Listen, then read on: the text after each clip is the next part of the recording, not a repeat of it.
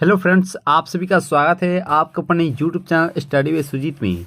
तो दोस्तों, आज हम क्लास 12 के फिजिक्स के महत्वपूर्ण ऑब्जेक्टिव क्वेश्चंस के बारे में डिस्कस करने वाले हैं, जो हमारे बोर्ड एग्जाम के लिए अति महत्वपूर्ण है। दोस्तों, आप बस शिद्दत से इन सभी क्वेश्चंस को अच्छे से याद कर लीजिएगा, क्योंकि यहाँ से क्वेश्चन जो है आपके बोर्ड एग्जाम में 100% पूछे जाएंगे। तो चलिए दोस्तों, हम लोग बारी बारी से देखते हैं प्रश्न को। और यहाँ पे फर्स्ट ना प्रश्न भी आपके सामने आ चुका है कि if uniform electric field axis along Z axis equipotential is along, यानी कि यदि समरूप विद्युत क्षेत्र जेड अक्ष के अनुरूप हो तो समविभव कितना होगा। तो जब भी दोस्तों ये ऐसा है, आपको याद रखना चाहिए एक्स वाई अगर जेड है, तो जब अगर एक्स कहेगा तो उस समय वाई जेड बनेगा। ठीक, ये समविभव जो होगा वह वाई जेड तल के दिशा में होगा, और जब वाई कहेगा तो एक्स और जेड के दिशा में बनेगा। और अगर क्वेश्चंस में जेड अगर पूछे जाएगा तो उसमें एक्स वाई बनेगा। तो यहाँ पे देखिए क्वेश्चन में क्या पूछा गया है, तो यहाँ पे जेड एक्सिस का बात किया गया है, जेड एक्सिस का। तो यहाँ पे जेड एक्स के लिए क्या दिया गया है, तो यहाँ पे जेड के लिए हो जाएगा एक्स वाई। तो यहाँ पे एक्स वाई तल इसका राइट आंसर हो जाएगा ऑप्शन नंबर जो ए है वह इस प्रश्न का राइट आंसर हो जाएगा ऑप्शन नंबर ए। तो चलिए नेक्स्ट प्रश्न को देखते हैं। और यहाँ पे है कि विद्युत चुम्बकीय तरंग को ध्रुवित किया जा सकता है। Electromagnetic wave can be polarised by, यानी कि विद्युत चुम्बकीय तरंग को ध्रुवित किया जा सकता है लेंस के द्वारा, दर्पण के द्वारा, पोलराइड के द्वारा, और डी है प्रिज्म के द्वारा। तो इस प्रश्न का राइट आंसर क्या आना चाहिए, तो ये इसका राइट आंसर हो जाएगा ऑप्शन नंबर जो सी है, पोलराइड के द्वारा, जो कि राइट आंसर हो जाएगा option number C. C is the right answer for this question. आप अपना आंसर जो बताते हुए चलिएगा, और लास्ट में जो कमेंट कीजिएगा कि ये सेशन आपको कैसा लगा, क्या इस सेशन को और अधिक से अधिक लेना चाहिए, जरूर लास्ट में कमेंट कीजिएगा। और यहाँ पे देखिए कि किसी ट्रांजिस्टर के धारा वृद्धि गुणांक अल्फा तथा बीटा में संबंध क्या होता है। What is the relation between alpha and beta for transistor. तो इसका राइट आंसर क्या होना चाहिए, जहां यहाँ पे दिया गया है अल्फा बराबर हो जाएगा delta A L C upon delta L E, और यहाँ पे बीटा बराबर हो जाएगा delta L C upon delta L B, और यहाँ पे ए सी दिया गया है। तो इसका राइट आंसर क्या आना चाहिए, तो किसी ट्रांजिस्टर के धारा वृद्धि गुणांक अल्फा और बीटा में जो संबंध होता है सही, वो होता है अल्फा बराबर होता है बीटा अपॉन 1 प्लस बीटा होता है, जो कि ऑप्शन नंबर जो ए में है, जो कि राइट आंसर हो जाएगा ऑप्शन नंबर ए। जो भी दोस्त ऑप्शन नंबर ए बता रहे हैं उनका बिल्कुल ही राइट आंसर हो जाएगा ऑप्शन नंबर ए। और यहाँ पे देखिए प्रश्न को कि प्रकाश तंतु संचार किस घटना पर आधारित होता है। Optical fibre communication is based on which of the flowing phenomena. तो यहाँ पे बताना है कि संपूर्ण आंतरिक परिवर्तन, प्रकीर्णन, विवर्तन या अपवर्तन। तो यहाँ पे प्रकाश तंतु का बात किया गया है, यानी कि TIR का बात किया गया है, टोटल, यानी कि इसका आंसर हो जाएगा टोटल इंटरनल रिफ्लेक्शन, यानी कि इसका राइट आंसर हो जाएगा ऑप्शन नंबर जो ए है वह इसका सही आंसर हो जाएगा। संपूर्ण आंतरिक परिवर्तन इसका राइट आंसर हो जाएगा। जो भी दोस्त ऑप्शन नंबर ए बताए हैं उनका बिल्कुल ही सही आंसर हो जाएगा प्रकाश तंतु। ये हिंदी वाले शब्द जरूर ही याद रखें दोस्तों, क्योंकि यहाँ पे हिंदी में कम ही क्वेश्चन पूछा जाता है। हम लोग को ज़्यादातर पूछ लिया जाता है क्वेश्चन में कि ऑप्टिकल फाइबर किस घटना पर आधारित रहता है, तो वह टोटल इंटरनल रिफ्लेक्शन पर, यानी कि संपूर्ण आंतरिक परिवर्तन पर आधारित रहता है, जो कि ऑप्शन नंबर ए में दिया गया है। चलिए हम लोग नेक्स्ट प्रश्न को देखते हैं। और यहाँ पे प्रश्न भी आपके सामने आ चुका है कि पी कोटि के जर्मेनियम अर्धचालक डैश से मादित होता है। A P type germanium semiconductor is doped with dash, arsenic, antimony, indium, और डी है फॉस्फोरस। तो इस प्रश्न का राइट आंसर क्या आना चाहिए कि पी कोटि के जर्मेनियम अर्धचालक डैश से मादित होता है। तो इस प्रश्न का जो राइट आंसर हो जाएगा आर्सेनिक, जो कि सही आंसर हो जाएगा ऑप्शन नंबर ए। आर्सेनिक इसका राइट आंसर हो जाएगा ऑप्शन नंबर ए। तो चलिए हम लोग नेक्स्ट प्रश्न को देखते हैं। और यहाँ पे प्रश्न भी आपके सामने आ चुका है कि एक वस्तु के 3 प्रतिबिंब प्राप्त करने के लिए 2 समतल दर्पण को डैश कोण पर डैश कोण झुकाकर रखना होता है। तो इसका राइट आंसर क्या आना चाहिए? तो हम लोग जानते हैं दोस्तों कि प्रतिबिंबों की जो संख्या होती है हमेशा विषम संख्या ही निकलती है। तो यहाँ पे 3 प्रतिबिंब का बात किया गया है, तो यहाँ पे कौन से ऑप्शन जो है सही आंसर हो जाएगा? तो इन बराबर होता है 360 अपॉन थीटा। तो मान लीजिए हम लोग 90 को हम लोग इसे हम भाग देते हैं तो 0 से 0 और 9 चौका 36, यहाँ पे 4 आता है, लेकिन इसमें से जब सम संख्या आता है तो उसमें से 1 घटा लेते हैं, यानी कि हमेशा विषम संख्या ही प्रतिबिंबों की संख्या निकलती है। तो यहाँ पे 3 इसका राइट आंसर हो जाएगा। तो इस प्रश्न का जो सही आंसर हो जाएगा वह 90 डिग्री ही हो जाएगा, क्योंकि दोस्तों यहाँ पे कटा है तो 4 आया है और 4 में से 1 घटाएंगे तो 3 आ जाएगा दोस्तों, यानी कि प्रतिबिंबों की जो संख्या निकाला जाता है वह हमेशा विषम संख्या ही होता है। तो इस प्रश्न का राइट आंसर हो जाएगा वह ऑप्शन नंबर बी के साथ सही आंसर हो जाएगा। ये वाला सूत्र अगर आपको याद होगा कि 360 अपॉन थीटा, ये वाला सूत्र जरूर ही याद रखें। अगर दोस्तों विषम संख्या आता है तो यही सूत्र बैठा देंगे, इतना ही आप आंसर आ जाएगा विषम संख्या। अगर सम संख्या अगर आता है तो उसमें से 1 घटा लेते हैं, ठीक, तो आपको पूर्णतः अंक मिल जाएगा। दोस्तों आप सभी बोले थे कि पीडीएफ की ज़रूरत है, तो पीडीएफ दोस्तों बन चुका है। अगर आप फिजिक्स केमिस्ट्री बायोलॉजी का सब्जेक्टिव ओनली लेना चाहते हैं तो मात्र 99 रुपीज़ में मिल जाएगा। अगर दोस्तों इसका अगर फिजिक्स केमिस्ट्री बायोलॉजी का अगर ऑब्जेक्टिव लेना चाहते हैं तो 50 रुपीज़ में आपको तीनों का मिल जाएगा दोस्तों। और आप हिंदी का ओनली लेना चाहते हैं, हिंदी के लिए हिंदी बुक यानी कि 100 नंबर के लिए, तो आपको मात्र 50 रुपीज़ में ऑब्जेक्टिव और सब्जेक्टिव दोनों मिल जाएगा दोस्तों, ठीक। तो पीडीएफ ले लेते हैं तो संपूर्ण जो क्वेश्चन है वह पीडीएफ से ही आ जाएंगे दोस्तों। और आप अभी तक तैयारी आप नहीं किए होंगे सब्जेक्टिव क्वेश्चंस के, तो आप इसे पढ़कर आप आसानी से बोर्ड एग्जाम देने जाते हैं तो सभी क्वेश्चन जो आप देखेंगे बोर्ड एग्जाम में वह पीडीएफ से ही रहने वाले हैं। तो यहाँ पे इस नंबर पे आप कॉल करके या फ़ोन पे करके आप हमसे बात करके पीडीएफ को आसानी से ले सकते हैं। यहीं फ़ोन पे नंबर भी है, कॉन्टेक्ट नंबर भी है। तो यहाँ पे देखिए प्रश्न को कि किसी वस्तु पर आवेश के न्यूनतम मात्रा कम नहीं हो सकती है। जल्दी से टाइप कर दीजिए कि आवेश का बीमा क्या होता है। आवेश का बीमीय सूत्र क्या होता है? जल्दी से टाइप कर दीजिए कि बीमीय सूत्र आवेश का क्या होता है। तो यहाँ पे है कि किसी वस्तु पर आवेश की न्यूनतम मात्रा कम नहीं हो सकती है। तो इसका राइट आंसर आप देख सकते हैं ABCD यहाँ पे दिया गया है। तो इस प्रश्न का राइट आंसर क्या आना चाहिए?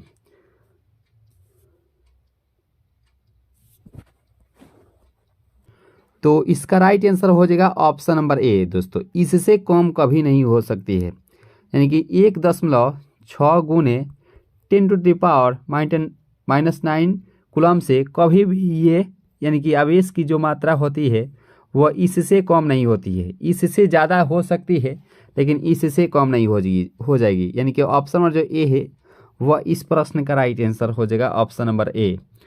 तो यहाँ पे है कि निम्न में से कौन सा पदार्थ जो है संयोजक तार बनाने के लिए सर्वाधिक उत्तम होता है? तो नाइक्रोम, टंगस्टन, तांबा और मैंगनीज। यहाँ पे संयोजक तार का बात किया गया है कि which one of the following is the best material for making connecting wires. तो इसका राइट आंसर क्या आना चाहिए? तो यहाँ पे 8 का जो भी दोस्तों ऑप्शन नंबर सी बता रहे हैं तांबा यानी कि कॉपर, जो कि राइट आंसर हो जाएगा ऑप्शन नंबर सी के साथ चला जाएगा। यहाँ पे आपको न्यू क्वेश्चंस भी मिल रहा होगा दोस्तों, तो आप बस सीधा से इस सभी क्वेश्चंस को अच्छे से याद कर लीजिएगा, क्योंकि यहाँ से जो क्वेश्चंस है बोर्ड एग्जाम में पूछ लिए जाते हैं सेम टू सेम। और यहाँ पे आप देख सकते हैं प्रश्न को कि एक इलेक्ट्रॉन भी वेग से समरूप चुंबकीय क्षेत्र में बी के समानांतर चलता है तो इलेक्ट्रॉन द्वारा अनुभव किया गया महत्तम बल होगा। यानी कि टॉर्क नहीं, यहाँ पे बल यानी कि फोर्स पूछा गया है। तो इसका राइट आंसर क्या होना चाहिए कि एक इलेक्ट्रॉन भी वेग से समरूप चुंबकीय क्षेत्र बी के समानांतर चलता है तो इलेक्ट्रॉन द्वारा अनुभव किया गया जो महत्तम बल होता है वह जानते हैं दोस्तों क्या होता है? वह बी, ई और भी होता है। यानी कि ऑप्शन नंबर जो ए है वह इस प्रश्न का राइट आंसर होगा ऑप्शन नंबर ए।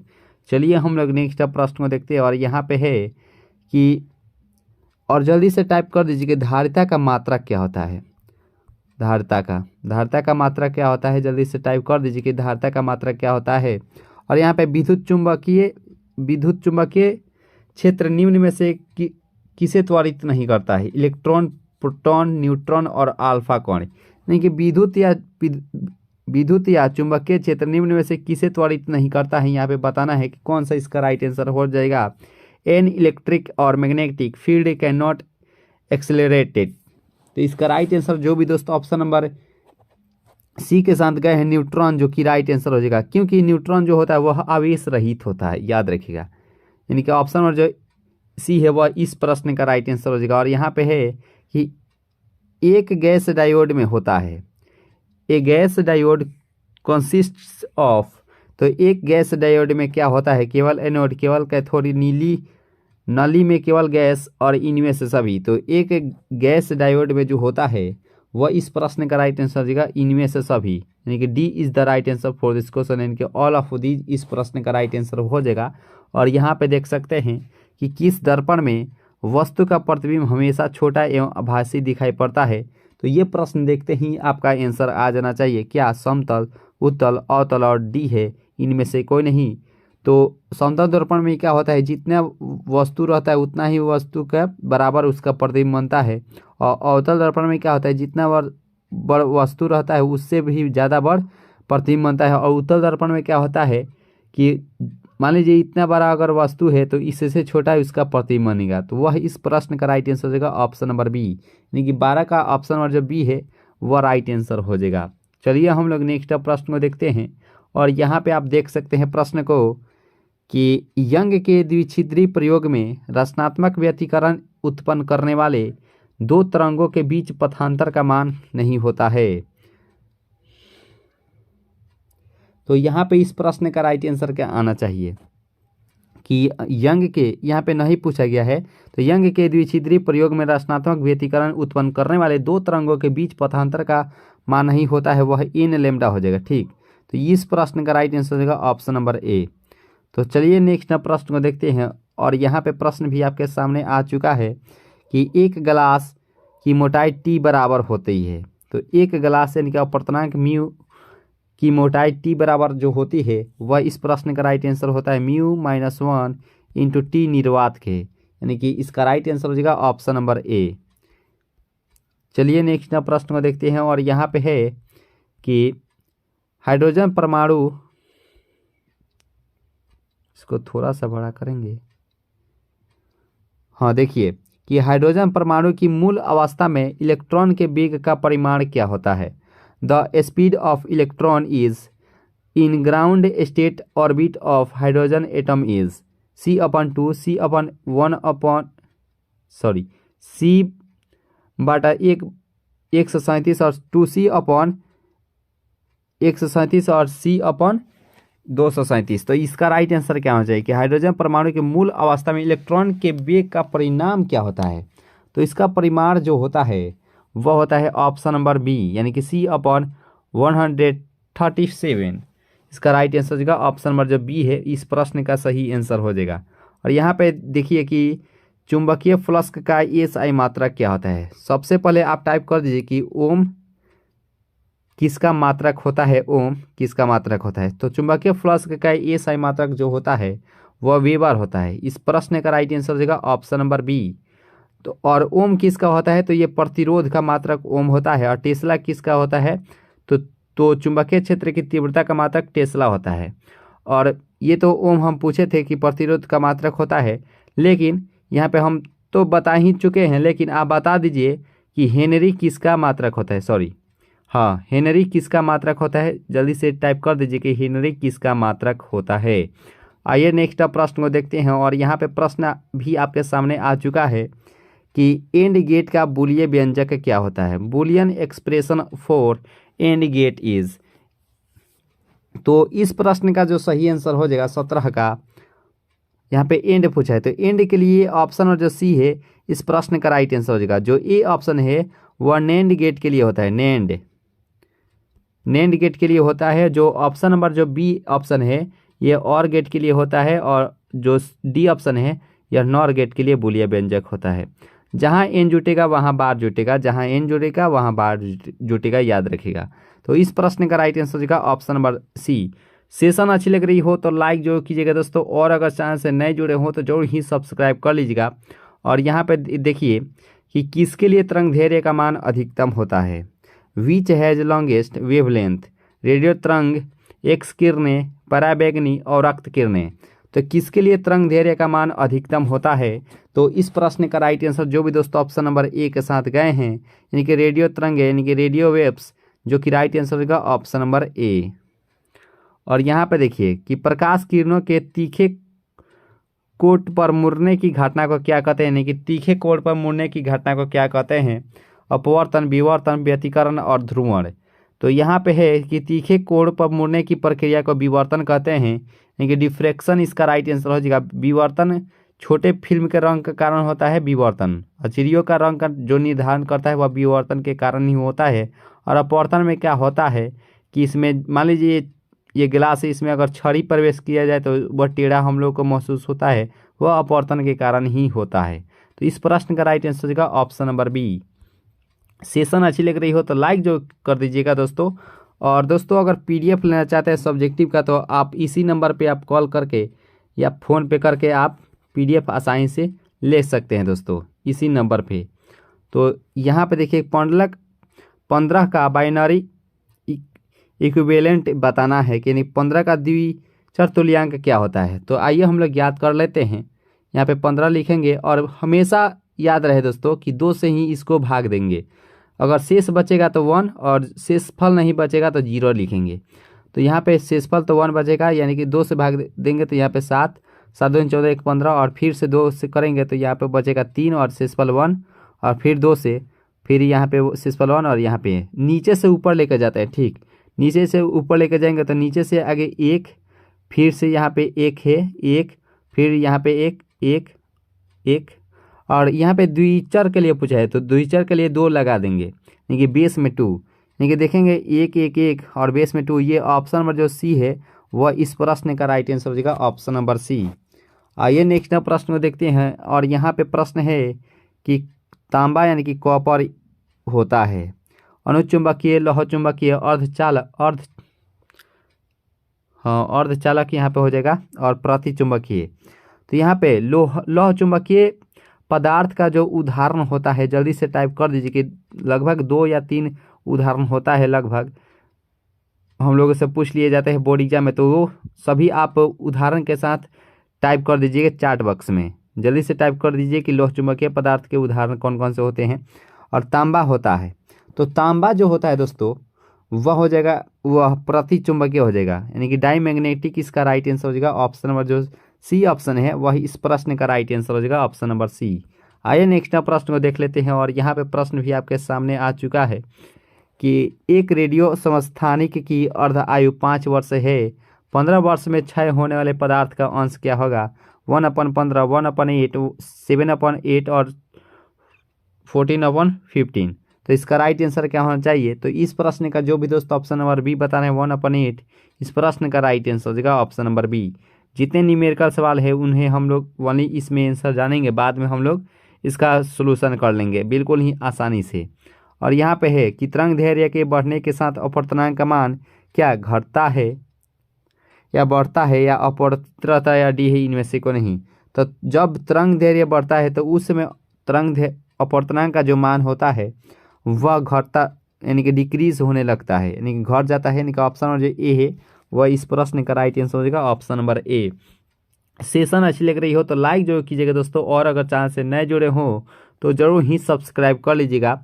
और यहाँ पे देखिए कि यदि व्यतिकरण करते हुए 2 तरंगों के आयाम का अनुपात 4:3 हो तो महत्तम और न्यूनतम तीव्रताओं का अनुपात कितना होगा। तो इस प्रश्न का जो भी दोस्तों ऑप्शन नंबर सी बता रहे हैं कि 49 तो तीव्रताओं का अनुपात ये 16:9 होता है, यानी कि ऑप्शन जो ए है वह इस प्रश्न का राइट आंसर हो जाएगा, क्योंकि इसके स्क्वायर हो जाता है। ठीक, तो इसका राइट आंसर होगा ऑप्शन नंबर ए।